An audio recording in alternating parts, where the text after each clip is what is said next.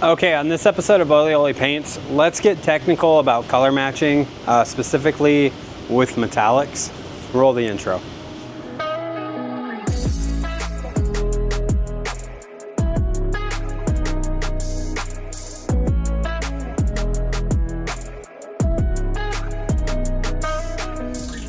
Okay, so this was a subject that was brought up on the Ultra 9K support group on Facebook.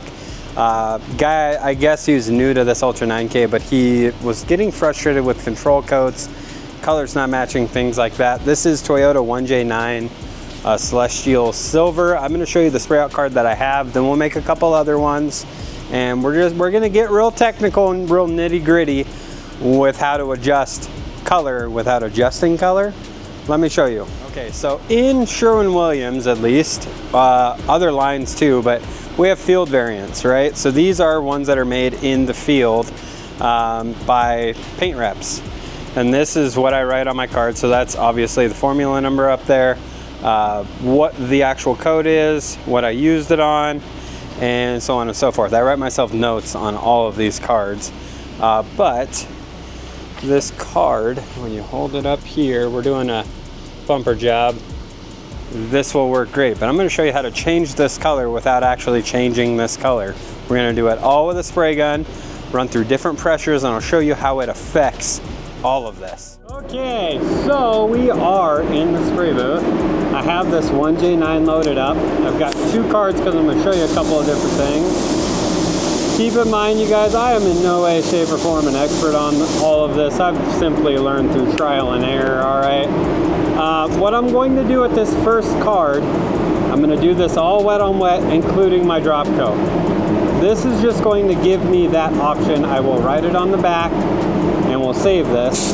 But any way that you spray a spray out card, that's how you need to apply it to the bumper. So giving yourself notes, always a good idea. So let's go ahead. Okay, so there's my coverage. Here's my orientation. Okay, and then what I'm going to do is set this up to control coat. I always wind my needle all the way in, and then I go one turn, and then I turn it down to 12. Just like that. And I will control coat this. And now I'm going to let this dry, okay? Set this on here just right. Okay, we'll let that dehydrate.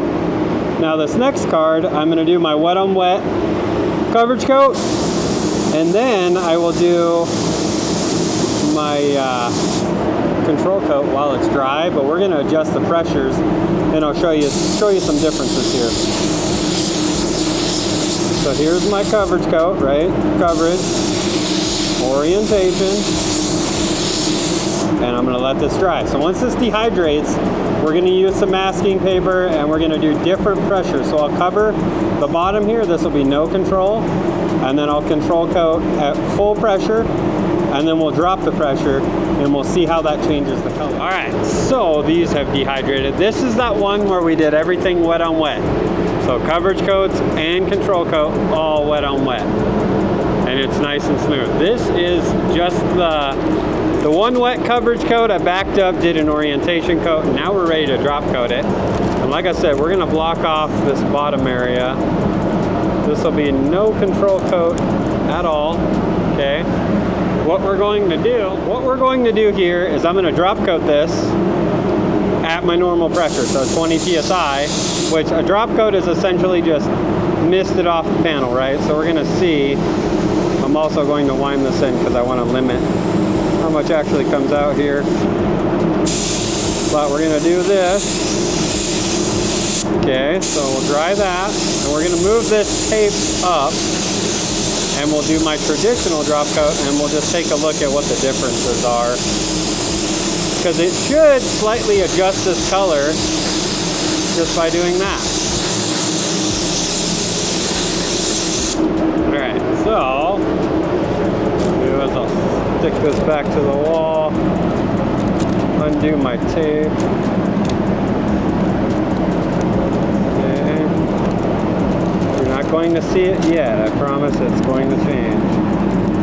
We'll stick this up here. I'm hoping that I don't pull paint off. I did that rather quickly, but now I'm going to drop this down to the usual 12 psi that I do drop coats at, and we'll drop coat this top, just like so. Okay. All right, now let's take this off. We should see quite a difference here. Yeah. You see that in the light? No drop coat, standard pressure drop coat, definitely changed it, and then dropping the 12 psi.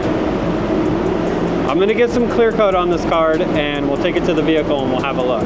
Okay, and there's one little trick when you're making these sprayout cards that really does help. Take some uncatalyzed clear coat, preferably the one that you're going to spray on the panel, which mine is going to be CC250. And a little bit of reducer. I'm going to use US4 when I spray it. But this is uncatalyzed, right? I'm going to spray this on that card so I know what it's going to look like. And then once I verify my color, I can spray catalyzed clear over this card and it'll protect the card for later use. But I like to keep it just, I have this little SRI Pro and I'll typically just keep it outside of the booth. I might need a fitting. I'll typically keep it outside of the booth. I don't like it to heat cycle, so I'll leave it on my booth box out here. So that way this clear coat stays nice and I can keep using it on cards. But another thing that I hear pretty regularly on Facebook groups is, oh, time is money. I don't have time to make sprayout cards, this and that. But you have time to redo a job, you know? You can do this, save yourself a lot of time in the future, and you only have to do it one time to have this reference. Do you see the color difference there? There's 3 different colors. I didn't adjust this color at all. This is just air pressure. So even DIY guys, this right here is something to pay attention to, because air pressure is literally going to change everything. If you've ever painted a fender apart and you did the door at a different time with a different gun or something, or different air pressure, and they don't match, I feel your pain, because this is how this color works. Or this is how colors work in general. This is not just a silver thing. Dark grays like this fender I'm working on here will do the exact same thing. Even pearl reds, things like that will change color. So be mindful and pay attention here. I'm also going to save this one for future reference. Okay, so we'll go look at all 3 of these and just see what we're looking like. This one off this magnet versus the vehicle. See if I made the right call. So I will set this one down real quick. Get my little scan grip light. Cap off.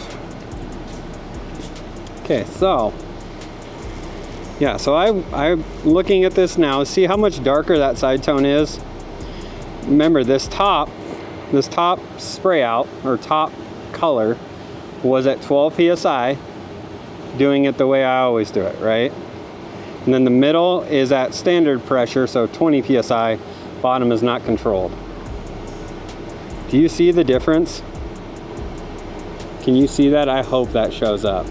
Even in the face, the top is lighter than both of the bottoms. So when you drop coat, you're lightening the face, but you are darkening up that side tone. So do your spray outs. And this one, the nice part about this is now I can write on the back side of this what pressures, what gun, what the color code is, just so I can easily replicate it. And I have this for future use, as well as this one, which this is all just wet on wet, including my drop.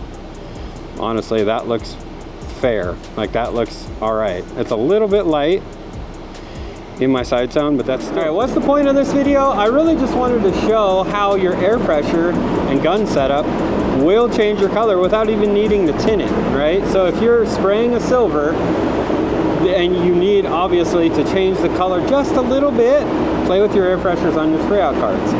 Change how you're applying that color. Try that first before you go and tint everything and mess the formula up.